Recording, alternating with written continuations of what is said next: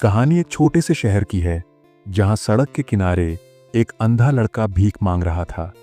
उसकी आंखों में रोशनी नहीं थी, लेकिन उसका दिल उम्मीद से भरा था।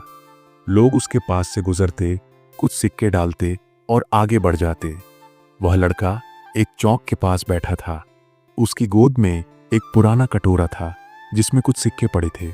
उसके पास एक तख्ती रखी थी जिस पर लिखा था, मैं अंधा हूं, कृपया मेरी मदद करें।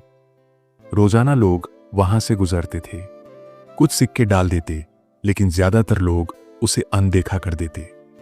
वह सुबह से शाम तक वहीं बैठा रहता, लेकिन जो भीख मिलती वह बहुत कम थी। एक दिन एक व्यक्ति वहां से गुजरा। वह लड़के को ध्यान से देखने लगा। फिर उसने उसकी तख्ती उठाई और उसमें कुछ शब्द जोड़ दिए। फिर वह मुस्कुराकर चला गया।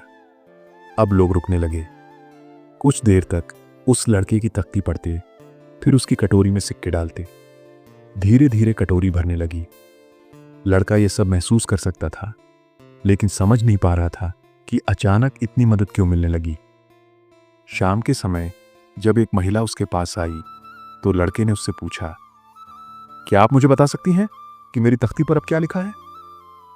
महिला ने पढ़कर कहा, आज एक खूबसूरत दिन है, लेकिन मैं इसे देख नहीं सकता। लड़का चौंक गया।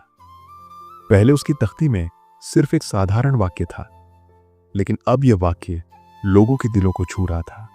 उन्होंने पहली बार उसकी दुनिया को महसूस किया। अब वे उसे सिर्फ एक अंधा लड़का नहीं समझ रहे थे, बल्कि वे उसकी पीड़ा को महसूस कर पा रहे थे। दोस्त, शब्दों की ताकत बहुत बड़ी होती है।